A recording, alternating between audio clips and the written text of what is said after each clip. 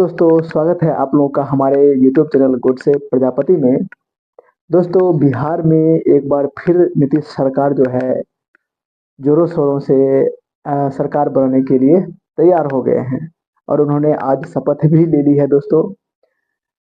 तो ठीक है दोस्तों, देखते हैं कैसे बिहार का कितना विकास होता है, क्योंकि हमें तो सिर्फ और सिर्फ एजुकेशन का इंफ्रास्ट्रक्चर डेवलपमेंट चाहिए।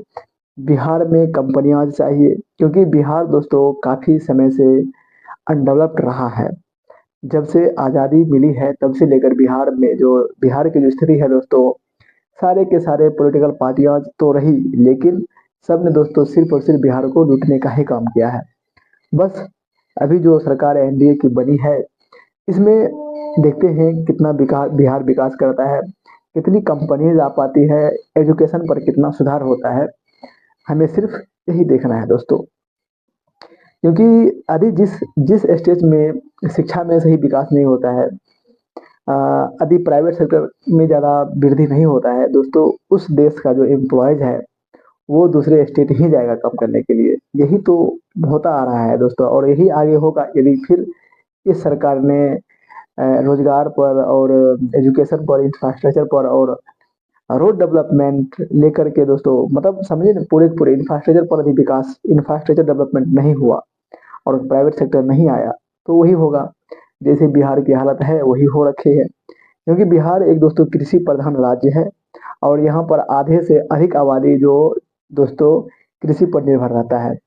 और इस कृषि प्रधान राज्य में हमें डेवलपमेंट की जरूरत है, कंपनियाज की जरूरत है दोस्तों। यदि कंपनीज आएगा तो यहाँ स्वतः स्वतः दोस्तों रोजगार क्रिएट होना शुरू हो जाएगा, और रोजगार क्रिएट होना अति उत्तम है।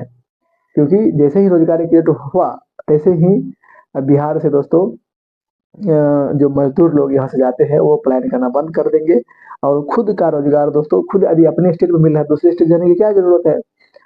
और इधर इलेक्शन कमीशन ने दोस्तों क्या किया है कि बंगाल में जो बंगाल की चुनाव जोरों शोरों पर फिर वो पकड़ रही है, तो वहां पर भी दोस्तों जितना रोहिंग्या दोस्तों दूसरे देश से जो करके आकर के हमारे देश में शरण ले रहे हैं, उसको इलेक्शन कमीशन जो दोस्तों वोट्स सबसे नाम खारिज कर रहे हैं। और ये होना भी चाहिए दोस्तों, क्योंकि भारत कोई धर्मशाला नहीं है कि कहीं से पाकिस्तान से या बांग्लादेश से कोई भी शरणार्थी आकर के हमारे देश में रह जाए। तो हम इसका जो है कड़ा विरोध करते, चाहे कोई भी हो, चाहे किसी भी धर्म से हो, चाहे मुस्लिम हो चाहे हिंदू हो। यदि वो हमारे भारत में आकर के रह रहे हैं तो उसको निकाला जाए दोस्तों, क्योंकि हमारा कोई धर्म, क्योंकि हमारा भारत जो है अपने बहुत ज्यादा इसमें जनसंख्या है, तो यदि कोई दूसरे देश से आकर के हमारे देश में रहेगा तो यहाँ की जो रिसोर्सेस का यूज करेगा, यहाँ की दोस्तों जॉब सेक्टर का यूज करेगा, जो हमारे देश के आदमी को मिलना चाहिए वो दूसरे देश के आदमी को मिलेगा। इसीलिए दोस्तों हम इसका कड़ा विरोध करते हैं कि उसको हम यहाँ से निकालना ही चाहिए, और इस चीज का दोस्तों समर्थन करते हैं। यदि सरकार ऐसी कदम को उठा रहे हैं जिससे वो ये देश छोड़कर जाएंगे, दोस्तों हम इसका समर्थन करते हैं। दोस्तों आज के लिए इतना ही, मिलते हैं नेक्स्ट वीडियो में, तब तक के लिए सुखी रहिए, स्वस्थ रहिए।